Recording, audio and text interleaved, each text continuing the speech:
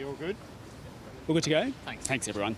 Look, thanks for coming out. I've got a few remarks that I'd like to make and won't be taking any questions at the end of it. A short time ago, I called the Labor candidate for Melbourne, Sarah Whitty, to concede, to congratulate her and to wish her all the best as the next member for Melbourne. The Greens got the highest vote in Melbourne, but One Nation and Liberal preferences will get Labor over the line. To win in Melbourne, we needed to overcome Liberal, Labor and One Nation combined. And it's an Everest that we've climbed a few times now, but this time we fell just short. I want to thank Melbourne voters for regularly giving me the highest vote, including in this election, and to thank you for the last 15 years and the chance to do some amazing things together. Together, we made marriage equality law after getting the highest vote in the country in a plebiscite that no one should have had to have. We worked hard to get the highest vote in the Voice referendum, sending a message of hope that big parts of Australia still want First Nations justice. Together, we got dental into Medicare for kids, and we got world-leading climate legislation. The price on pollution worked. It really worked. It's the only thing that's actually cut climate pollution in this country. In the middle of a climate crisis, we actually turned the corner.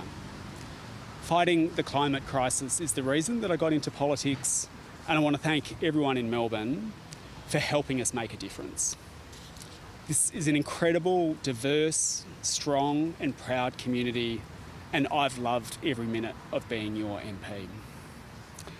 I want to thank my party room colleagues. They are some of the brightest and most dedicated people that I've ever met. I have learned so much from them.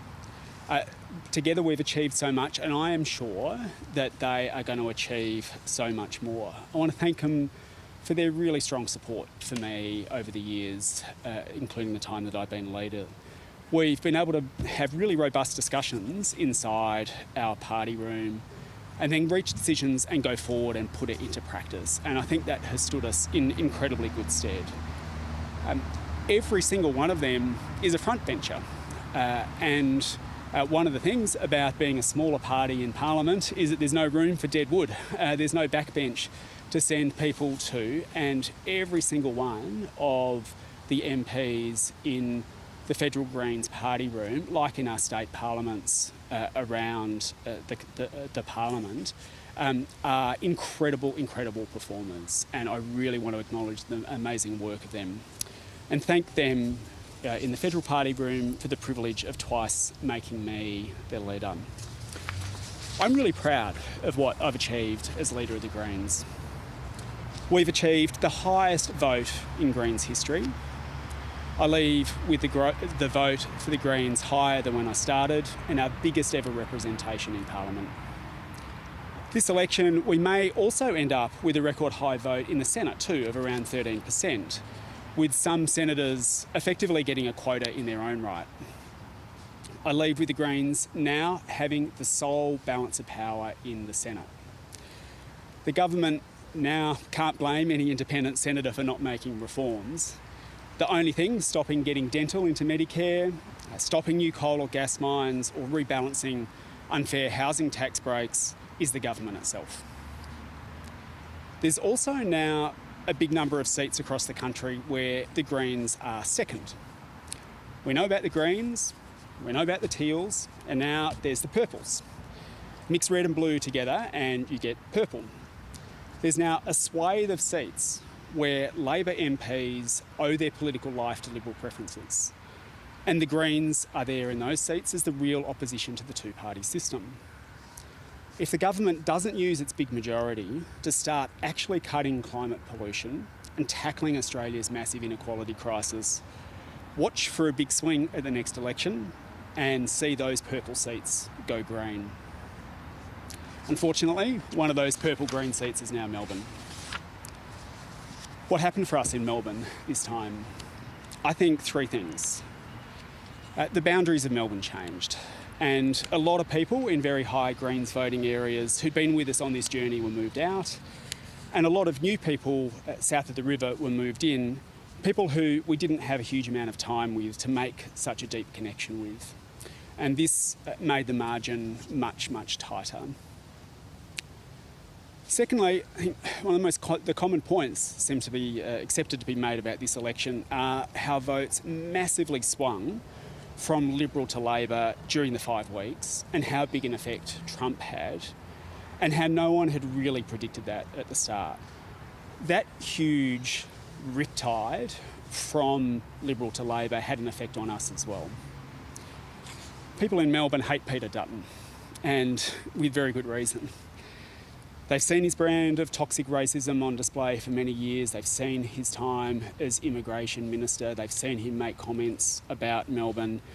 And like me, many of them wanted him as far away from power as possible.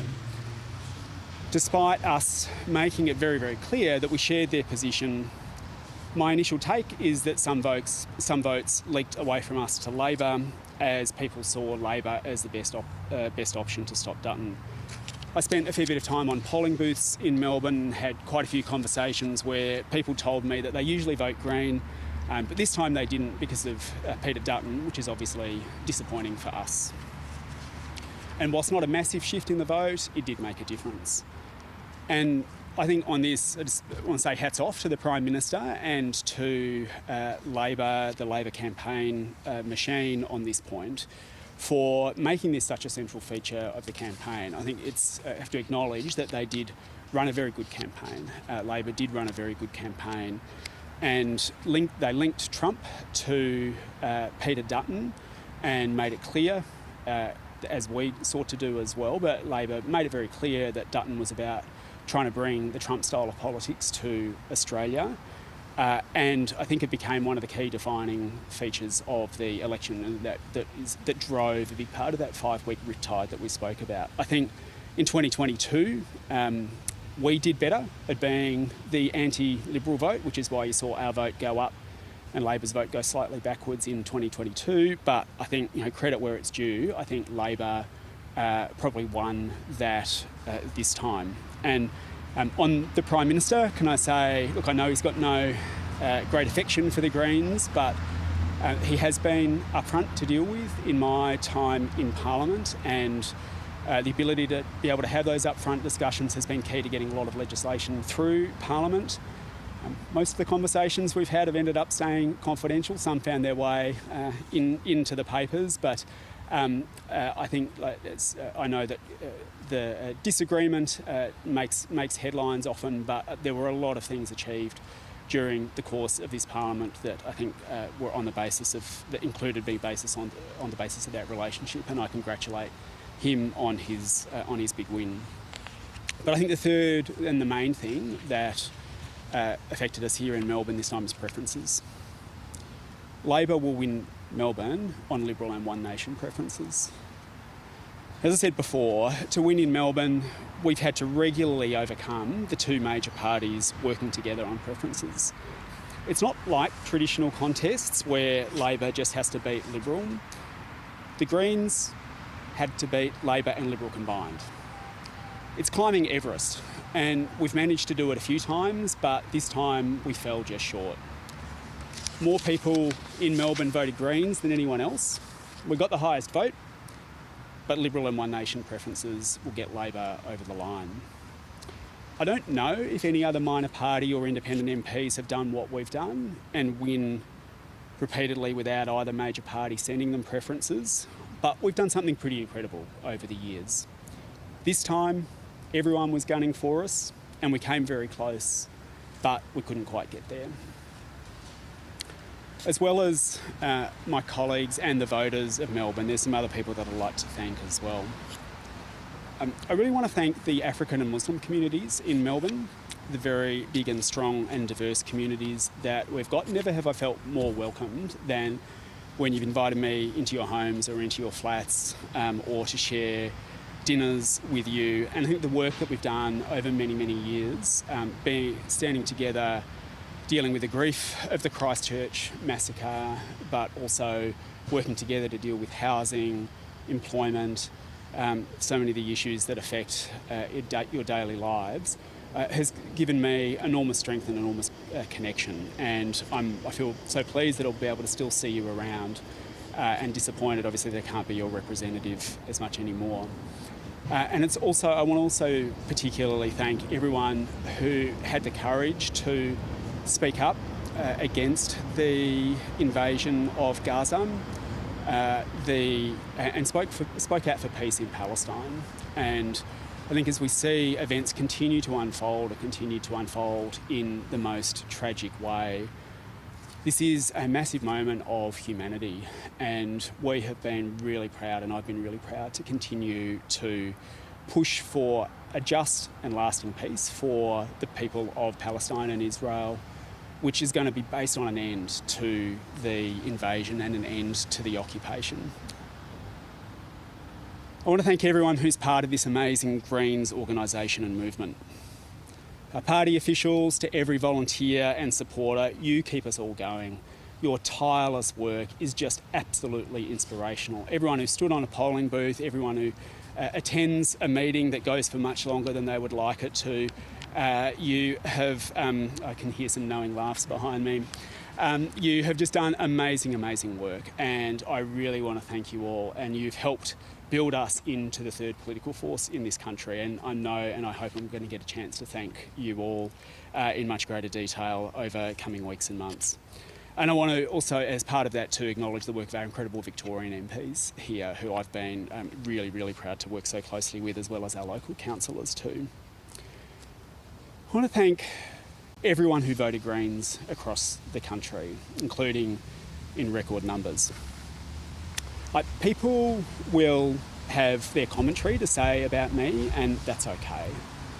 But to everyone who is feeling the climate crisis and watching it unfold in front of them, to everyone who's hurting from soaring rents and massive debts, to the young people who are wondering whether or not this country is going to give them the same kind of future that previous generations have had, I'm really sorry that I'm not going to be able to represent you anymore.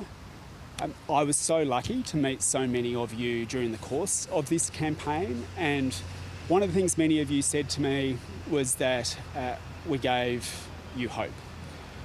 I want you to know that the hope was not hope in me, but the hope in all of us, the hope in our movement. You are not alone. There are millions of you.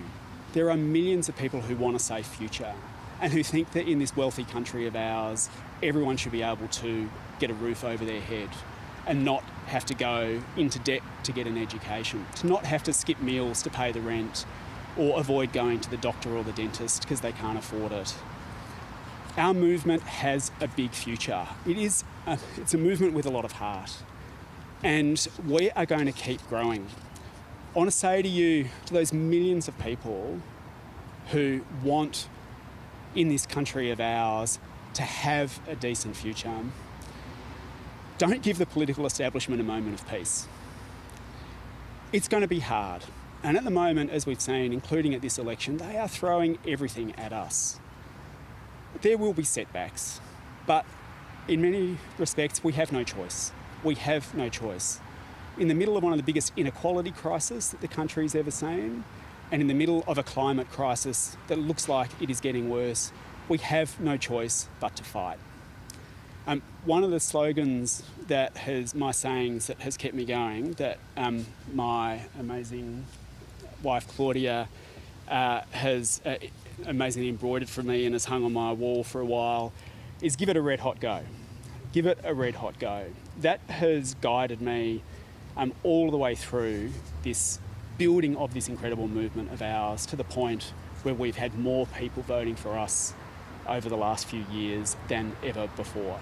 Give it a red hot go. And even though there will be times where there will be setbacks, this movement is unstoppable. We've seen at this election just how many forces they've had to corral together to try and stop us. Well, they can't do that forever. I want to thank the former leaders of the Greens for their continued guidance and advice, and in particular Bob Brown, who's been an inspiration to me. I feel incredibly lucky to have been able to share a period of time in Parliament with Bob, and his guidance and his wisdom has been absolutely invaluable. I want to thank my mum and my dad, who've spent a fair bit of time over here, more than could be asked of anyone else, helping look after our family and allowing me to continue to do this incredible job that I've had the privilege of doing. Your support has meant a huge amount. I want to thank all of those people in our local community based around our school and our friends who've sent the texts offering to pick the kids up from Scouts or offering to pick the kids up from gymnastics when there's been a 7:30 interview, or to step in and assist Claudia, who has had to do so much. You know who you are, and your support has meant a huge amount. I want to thank my kids for... Our kids have been born while I've been in Parliament and haven't known any other life that's different, but they've been an incredible source of love and inspiration, and I don't think any 8-year-old should have to be asking every night how the 2CP count is going. But that's the life that they've been born into, and I know that this has taken a toll on them, and they've been incredible supporters. But they've been an incredible part of this movement, and I really want to acknowledge them. Claudia, I'm lucky enough to be married to one of the most brilliant political minds that I know, and someone who has an amazing history of activism and insight and love and warmth and compassion. And not only could I have not done this without her, we've done it together. And the amazing effort that you've put in, the toll that it's taken, and the work that you've done has helped change the country. So I'm going to find other times and other ways to hopefully start to acknowledge that. But I think I wish you could all know just how much you mean to me. Thank you for everything that you've done. I want to thank all my incredible staff. I've been so lucky to work with so many people who have done so much, and I wouldn't be here without them. They put up with a lot. I think every time you see a red toothbrush pop up on television, if you knew the backstory to how that got there, you would that's just one instance of the amazing work that all my staff have done over so many years, and I just feel so lucky and incredibly blessed. And I want to single one of them out in particular, Damien Lawson, who's been my Chief of Staff and who's been with me on this incredible journey from the beginning. Probably the other sharpest political mind that I know in the country, next to my wife, and the work that you have done. You have helped build a movement, my friend, and words can't begin to express how much I and everyone else is indebted to you. Before I finish up, I want to give a little bit of free advice to the media, if I can. I can see the grimaces here, but we're in a climate crisis. I really want the media to stop reporting on climate as a political issue and start thinking about it as if our country was being invaded. You should treat the climate crisis as if there is a war on. One of the refrains I've heard was, we don't hear people talk about climate as much anymore. During the course of this parliament, for a large part of it, climate pollution was actually higher under this government than it was under Scott Morrison. We were knocking on your doors, trying to get you to write stories about it. We were asking questions about it in Parliament. We were holding press conferences about it. And we really struggled to get anyone to take that seriously. And when we would get up and say, we've got to stop opening coal and gas mines, there was this kind of shrug of, well, we'd expect the Greens to say that because that's your point of differentiation. It's like, I would just ask the media, every time you get a press release talking about a renewable energy project, or every time you get told that the climate crisis is being taken seriously, Please don't just treat this as a, well, we're going to report what the different political parties say. Look behind it and look at the science, because your kids, our kids, everyone's kids are in for a hellish future in their lifetimes if we don't get the climate crisis under control. You know, we've been nudging 20 degrees overnight in Melbourne in May. We're hitting 1.5 degrees now of warming. We are seeing this unfold. Now, the government's been lucky to have a climate denialist, Peter Dutton, for many years as their foil, because it made them look good, right? It made them look good.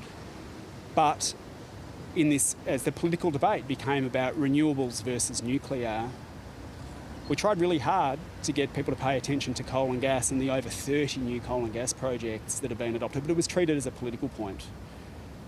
Please, please start taking the climate crisis seriously and holding this government and any future government to account. Act as if our country is being invaded when you consider what our governments are doing in response to the climate crisis, and don't let them get away with simply a press release. And this is only going to become more pressing. The reason I got into politics was after being at Damien Lawson's, I think it might have been your sister's place, reading a paper about the science of climate change and thinking, oh, well, this is really serious and surely our governments have got this under control. Realising that pollution is not coming down in the way that it needs to is why I quit my job and started running in politics in the first place. The climate crisis is only going to get worse unless we tackle it. And this movement of ours that I'm so incredibly proud to have been a part of is only going to get bigger and bigger and bigger as we make sure that everyone in this beautiful country and this beautiful planet of ours has a safe place to live and everything they need to live a good life. Thanks very much, everyone. Mr. Bandt. Thank you, Mr. Bandt. Can we ask one question at least? That's the Greens leader, Adam